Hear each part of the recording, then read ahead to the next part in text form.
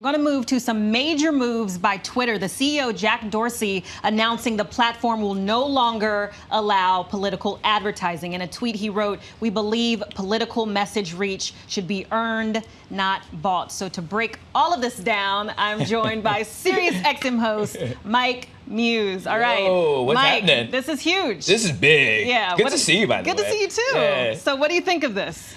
I'm excited, man. I think, for so long, we in the technology community, and we were talking about tech policy and tech regulations, we've all been talking about who has the authority to regulate it. And we feel like we need an independent agency in order to monitor all the regulations that's happening, because these tech giants are just what they are, giants. And there's always been this notion of they're too big to do self-regulation. But I think Jack just threw it down the table and was like, we are able to regulate, but also to an effective, meaningful, and thoughtful way. For him to say there is a difference between freedom of expression, which is what the tech giants have always said, versus paying for reach, I thought that distinguishment was dead on, spot on, and was right. And was like, yo, the whole platform of social media is for engagement, right? And authentic engagement. That is freedom of speech. But when you're starting to pay for that, that takes away that argument. So in the meantime, we have Facebook. Do you think this was like a stabbing of Facebook, sort of, putting some pressure on them since they won't take down their false information or any ads with false information in them? Yeah, no, absolutely. I thought that was a straight dig at Facebook, because Facebook's whole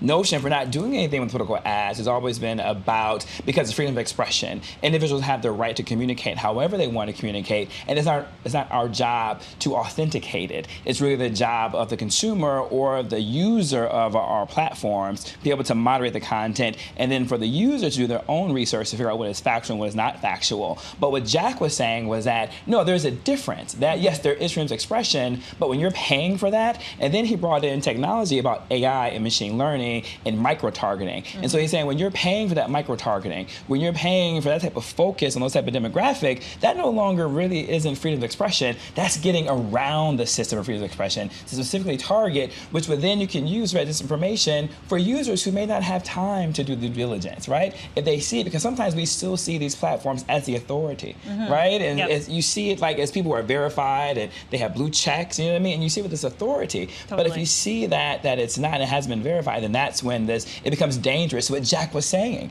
He was like, the spread of this disinformation is dangerous when lives are at stake. And that's why he separated commercial use, right? And so I think that was what was brilliant about it. So that distinction is the key here. So I want to ask you, what do you think this means for campaigns moving forward? Because, I mean, they rely on these things. They do. These ads on these social media platforms. They do. I think the campaigns now have to work that much harder now to make sure that it's natural engagement. And I think we'll be able to see a better pulse of where, the demographic is and how they feel about certain candidates authentically. I like it. Mike Muse giving us the information we need to know.